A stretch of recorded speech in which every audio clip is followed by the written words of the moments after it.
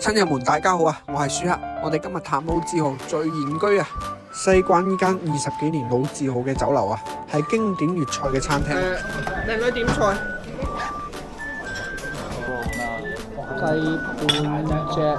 聚賢居招牌手撕雞呢，據說係廣州唯一得到大部分街坊認可嘅菜式。咁經過搬遷重開呢，都離唔開荔灣呢塊風水寶地啊。咁最重要係出品呢，仲保留住原有嘅風味。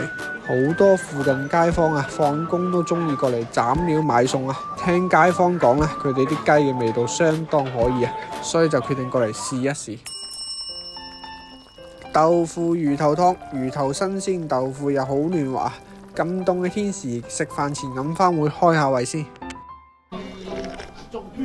相比招牌嘅雞腎呢，咁我更加中意鹽焗雞雜啊，多樣化，咩都有，份量多啊，而且又脆又香，本身呢就鹹口夠晒味啊，性價比十分高。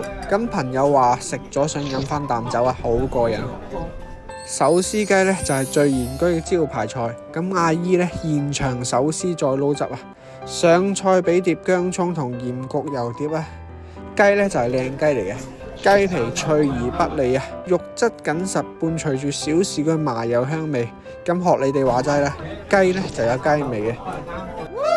呢道椒鹽九肚魚啊，真係好驚喜，表面金黃啦，散發住微微嘅油香味，外脆裏嫩啊。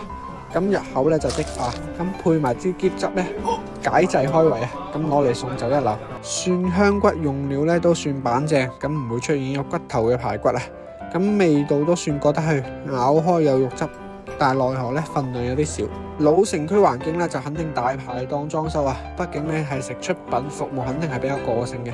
咁有時候呢約上一班老友點隻雞食碟九肚魚啊，安逸得很啊！我係舒克，咁我哋下期再探呢個老字號啦，各位親友，拜拜。